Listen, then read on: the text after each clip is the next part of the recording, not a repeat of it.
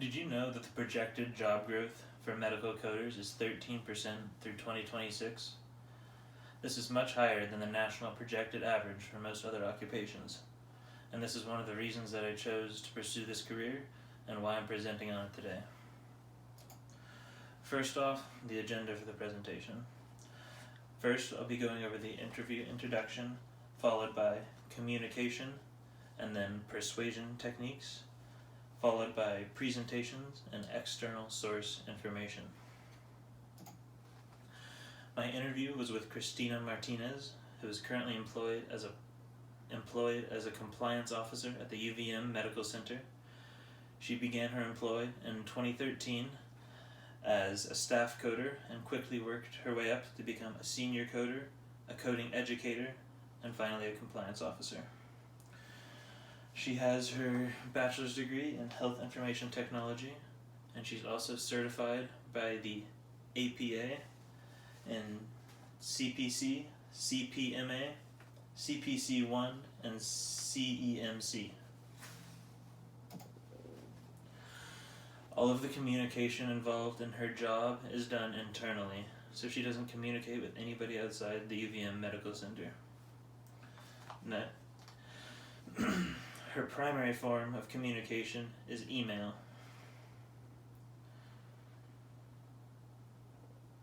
But sometimes, if a situation is complicated or too hard to understand through email, she sets up face-to-face meetings, which can sometimes just get what she needs to say across quicker. The UVM Medical Center is currently in the process of changing their electronic medical records. The UVM Medical Center is in the process of changing their electronic medical records system from the GE billing system to a system called Epic.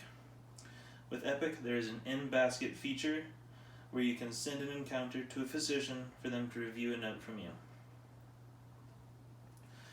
Christina explained to me that there's a lot of teleconferencing happening right now at the UVM Medical Center because of this transition from GE billing to Epic billing.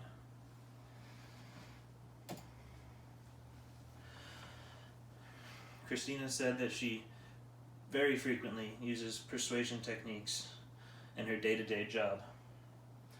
It is extremely important, and she uses it very frequently. She pretty consistently has to explain to her supervisor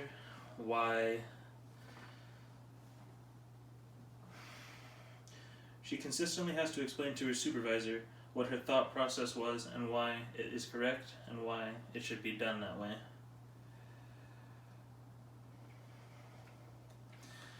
Christina explained to me that coding is a very gray area where nothing is black and white, right or wrong, and that she has to fight for what she codes for.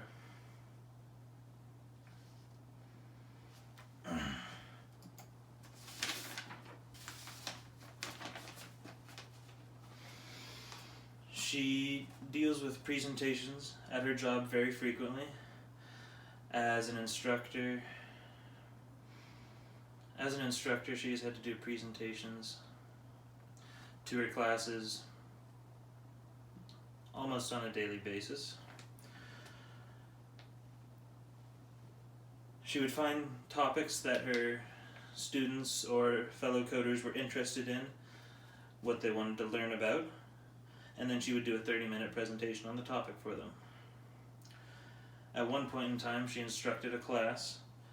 This was a 4-hour presentation, once a week for 20 weeks. Many departments in the hospital have invited her to present evaluation and management to their residents. She has also presented for her chapter meeting of the AAPC. For this, she worked with a surgeon on a presentation.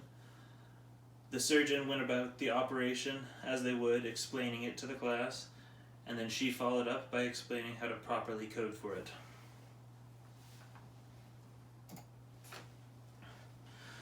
A website that she recommended to me was www.medicalbillingandcoding.org. It is useful for people going into that field looking for jobs, as it has job descriptions, And it can also help you prepare for your certifications, which are very important.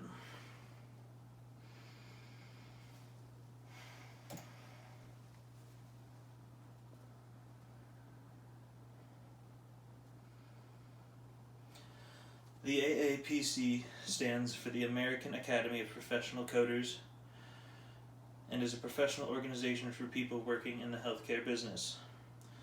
This is the organization which Christina received all of her accreditations, which I will also need to do mine.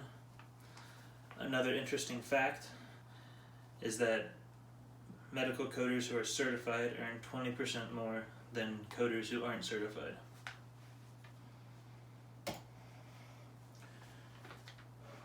In conclusion, Christina Martinez gave me a much greater understanding of the various communication technologies at the UVM Medical Center, examples of persuasive messages that she has used with her supervisors and doctors as a coder, and her extensive use of presentations throughout her career.